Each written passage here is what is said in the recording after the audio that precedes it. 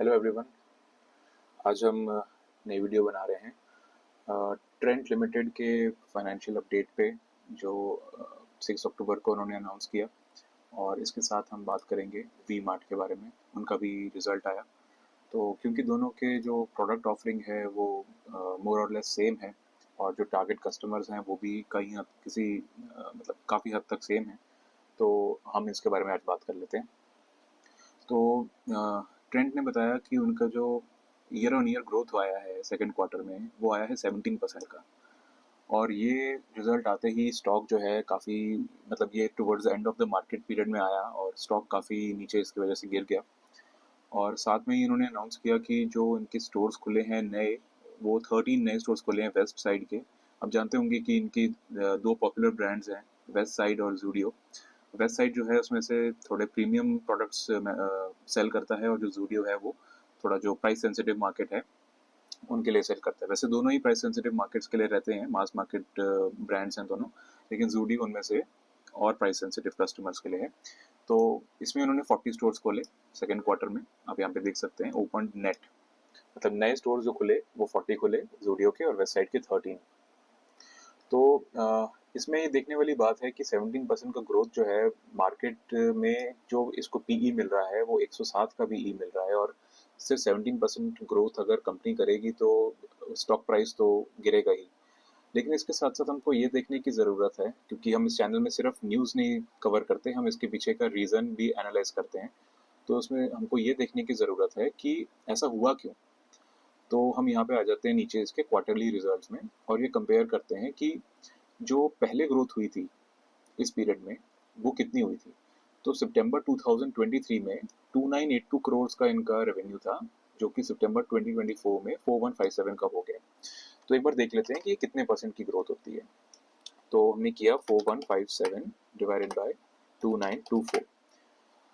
2924 हम 2982 रादर 2982, तो हम देख पा रहे हैं कि ये 1.394 हो गया, यानी कि 39.4% की ग्रोथ हुई। तो जब एक कंपनी ऑलरेडी इतने हाई बेस पे बैठी है और काफ़ी सालों से ये हाई ग्रोथ कर रही है, तो बीच में एक पीरियोडिक स्लो डाउन्स आ सकते हैं। तो अभी इनकी 17% की ग्रोथ हुई है, वो इनके पिछले वाली ग्रोथ, क्योंकि बेस बहुत हाई था 4157 का था, तो उनको ग्रोथ करने में थोड़ी दिक्कत हुई। इसके अलावा और क्या रीज़न हो सकता है? इसके अलावा आप जानते होंगे कि माननीय प्रधानमंत्री जी ने 3 सितंबर को अनाउंस किया था कि जीएसटी में कट करे जाएंगे, और जो 2500 से नीचे के जो प्रोडक्ट्स हैं, अपैरल्स हैं बेसिकली, उस पर जीएसटी लगेगा सिर्फ 5% का, जो पहले 18% का था। तो जैसे कि मैंने बताया कि ये जो कस्टमर्स हैं ये काफ़ी प्राइस सेंसिटिव हैं, तो इनके जो बाइंग डिसीजंस हैं वो इस बात से बहुत अफेक्ट होंगे कि 22 सितंबर के बाद से जो जीएसटी में कट हो जाएगा तो प्राइस गिर जाएगा उन्हीं प्रोडक्ट्स का, जो कि 22 सितंबर से पहले बिक रहे थे। तो 3 तारीख से लेकर के 22 तारीख के बीच में इनकी ज़्यादा सेल नहीं हुई होगी। वो भी एक कारण है कि इनका ग्रोथ भी जो रेट है हमको 17% का देखने को मिला, क्योंकि कस्टमर्स जो हैं वो प्राइस सेंसिटिव हैं, तो वो कोशिश करेंगे कि अपनी परचेजेस को वो 22 तारीख के बाद, यानी नए जीएसटी रेट्स पे लेने की कोशिश करेंगे प्रोडक्ट्स को। और क्या रीज़न हो सकता है इसका? एक और रीज़न इसका बहुत इंपॉर्टेंट ये हो सकता है कि जो सेकंड क्वार्टर रहता है वो सीजनली वीक क्वार्टर रहता है।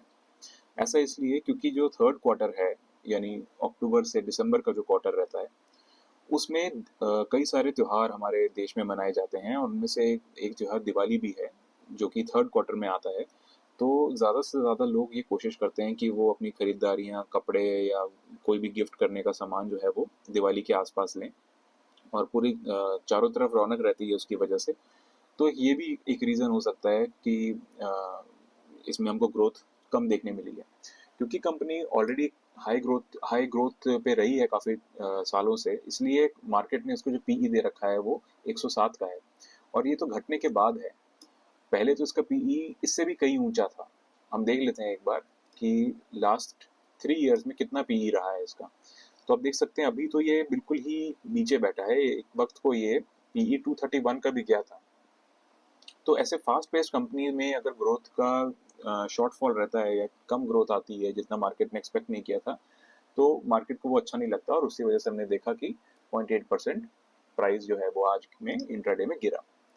अब इसके साथ हम देख लेते हैं जो दूसरी कंपनी हम बात कर रहे थे जिसके बारे में, वो है वी मार्ट। वी मार्ट और ट्रेंड का जो बिजनेस मॉडल है वो काफ़ी ओवरलैप करता है, ये भी अपैरल्स में है।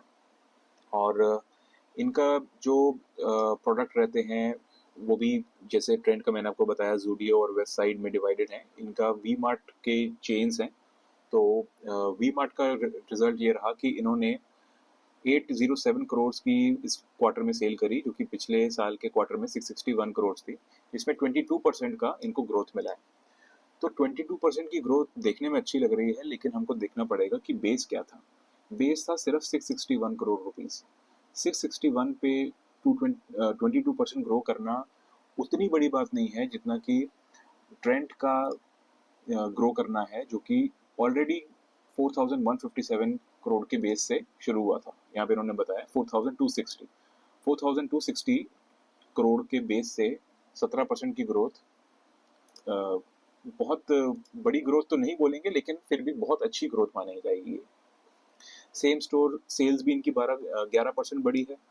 और जो नए स्टोर्स इन्होंने खोले, 25 न्यू स्टोर्स खोले हैं, 2 बंद हो गए, तो नेट जो न्यू स्टोर्स खोले वो 23 खोले, क्योंकि 2 बंद हो गए।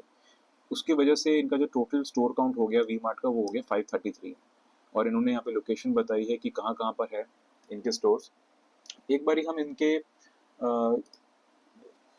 प्रेजेंटेशन में जाके देख लेते हैं कि इनका जो एवरेज सेलिंग प्राइस है, मतलब कि ज़्यादातर ऑर्डर इनके जो बिकते हैं वो किस प्राइस ब्रैकेट में लाई करते हैं। तो इन्होंने यहाँ पे दिया होगा, ये मैंने इनकी Q1 की जो परफॉर्मेंस हाइलाइट्स है यानी पीपीटी है वो मैंने खोली है। एक बार हम देख लेते हैं। पिछले पिछले रिजल्ट में इनके 510 स्टोर्स थे और अभी इनके बढ़ चुके हैं स्टोर्स, 23 स्टोर्स नए ऐड हुए हैं जैसे कि मैंने बताया। सेल्स, सेम सेल्स हो गया यहाँ पर, ऑपरेटिंग एक्सपेंसेस, और यहाँ पे ये डेटा आई थिंक ऊपर है, हाँ थोड़ा ऊपर ही देखना पड़ेगा। Same sales volume, retail space, operational performance, ये रहा एवरेज सेलिंग प्राइस।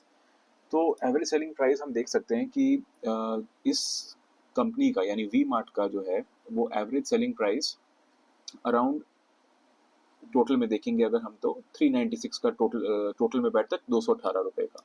तो मतलब ये काफ़ी प्राइस सेंसिटिव, और जो कस्टमर्स जो प्राइस पे बहुत मतलब बड़े डिसीजंस नहीं ले सकते, बड़े ticket high ticket value items purchase नहीं कर सकते, उनको ये केटर करती है। वी मार्ट में हमने देखा 201 रुपीज़ है एवरेज सेलिंग प्राइस, और अनलिमिटेड जो इनकी एक प्रीमियम रेंज है, जैसे उनका ट्रेंड का वेस्ट साइड है, वैसे इनकी प्रीमियम रेंज अनलिमिटेड नाम से है, तो उसमें 396 इनकी ऑर्डर वैल्यू है।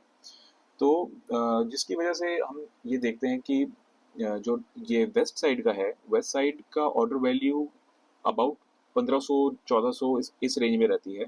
और जूडियो का जो ऑर्डर वैल्यू रहता है पर मतलब एवरेज सेलिंग प्राइस जो रहता है आइटम्स का, वो रहता है लगभग 500 से 600 का। तो अब इसमें इससे हम क्या टेक अवे है, हमारा टेक अवे इसमें क्या है? हमारा इसमें टेक अवे ये है कि, अच्छा हम ये भी देख लेते हैं उससे पहले कि ये पिछले 5 साल 10 साल में कितना ग्रो कर रही है कंपनी। तो वी मार्ट ग्रो करी है 16% से, अगर हम 10 ईयर्स का CAGR देखेंगे सेल्स में, 14% से 5 ईयर्स में, और 3 ईयर्स में 25%, और ट्रेलिंग 12 मंथ्स में इनका घट के 16% रह गया है। वहीं पे अगर हम ट्रेंड का देखें तो ट्रेंड में भी प्रॉफिट एंड लॉस में आ जाते हैं। यहाँ पे हम देख सकते हैं 22% रहा है 10 साल में CAGR, और 5 ईयर्स में 38%। 3 साल में बहुत तेजी आई, जिसकी वजह से स्टॉक प्राइस भी आप जानते हैं काफ़ी ऊंचा इसका गया, और अभी लास्ट 12 मंथ्स में थोड़ा ठंडक आ गई है सेल्स ग्रोथ में। लेकिन वही बात है कि अगर आपका बेस ऊंचा होगा तो आपको ग्रो करने में दिक्कत तो होगी। तो इससे हमारा टेक अवे ये है कि हमको सिर्फ ये नहीं देखना है कि कितने परसेंट की ग्रोथ हुई है, हमको ये भी देखना ज़रूरी है कि किस बेस से शुरू किया था। ज़्यादा बेस से 17%, कम बेस से 22%। तो ये हमारी आज की टेक अवे है। कल फिर मिलेंगे नई वीडियो के साथ, और ये वीडियो सिर्फ इन्फॉर्मेशन के लिए था। आपको शेयर बाइंग या सेलिंग करनी है वो आपको अपने फाइनेंशियल एडवाइज़र से पूछ के करना है, क्योंकि मैं एक SEBI रजिस्टर्ड एडवाइज़र नहीं हूँ। तो थैंक यू सो मच, जल्दी मिलते हैं नेक्स्ट वीडियो में।